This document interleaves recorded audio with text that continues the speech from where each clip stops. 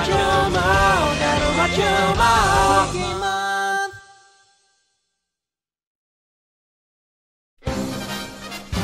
Top 5 cards! What up, baby rhinos, and welcome back to The Rarest, a series where we show off some of the coolest and most elusive collectibles known to pop culture. And today, after months of teasing, we're finally taking a look at the top 5 rarest Pokemon cards. Why top 5?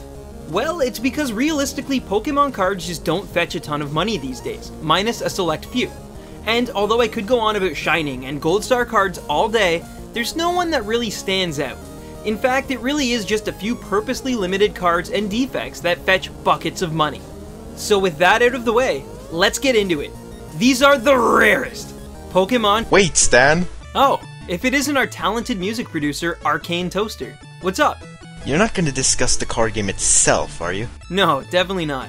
This is a series for collectors and enthusiasts, not professionals. Besides, I don't think I've ever even learned how to play. Same here. In fact, most kids would just make up rules whenever it suited them. I'm glad we're on the same page then. Definitely, Pewds. That's not my name. This is the rarest Pokemon cards. Okay, so I'm cheating a bit on this one right from the get-go. You see, for a Charizard to be considered rare, and by extension expensive, it must be graded 9 or higher, and be a first edition print. If it manages to do any of these things, then congratulations, you just made $300. And if by some miracle it's graded a perfect 10, then you're looking at around $700. But if your Charizard isn't any of these things, then sorry guys, it's just not worth that much.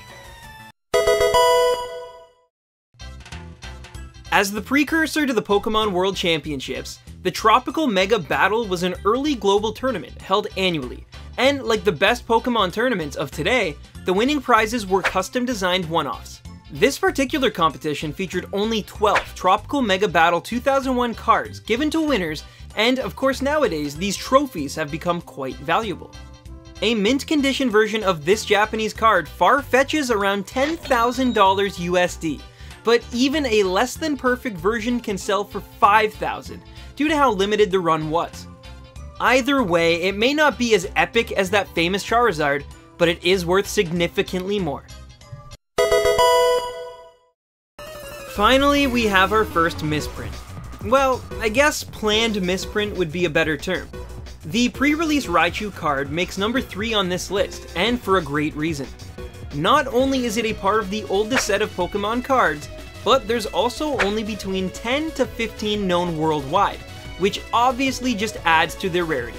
These Raichu cards sell for only a bit more than the Tropical Mega Battle ones, going for just over $10,000 USD in most cases. And finally, it's worth noting that a pre-release Raichu card is considered the rarest North American or English card in the world.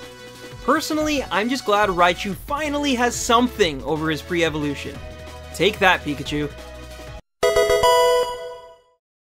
I have no pricing information on this next set of cards, or any information in general, beyond the level of rarity they possess.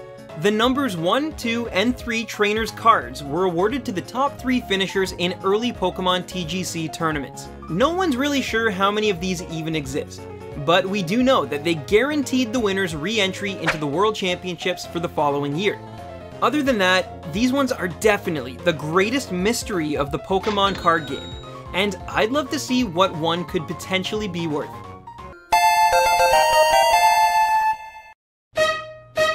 Here it is, the rarest Pokemon card in the world. And no, it isn't a Charizard, but it is a Pikachu. Wow, spoke too soon on number 3. Sorry, Raichu. Now, although only a Pikachu, this card is especially rare, as it was created as part of a Pokemon card game illustration contest back in late 1997 as the prize card for only 5 winners. In total, only 6 were made, but one is kept in storage by the Pokemon TGC blog, which leaves only 5 ultra-rare cards left in the wild. Being the only official card with a paintbrush in the bottom right corner and a double-star rarity rating, it's no wonder why this card has sold between $20,000 and $50,000 during its only recorded sales. And yes, that's not only good for the number 1 spot on this list, but also makes the Pikachu Illustrator card one of the rarest Pokemon pieces of memorabilia in history. Period. Well, there you have it, Randies. The top 5 Pokemon cards of all time. Personally, I'd want that pre-release Raichu in my collection, as I love the orange Mips. But you'll have to let me know which card you thought was the coolest on this list, and of course, let me know what your personal rarest Pokemon card was in the comment section below. Next week, we'll have another theory on why Charizard is so popular, and why Blastoise should have taken his place all of those years ago. Until then though, take care, and as I always say, happy hunting, baby rhinos.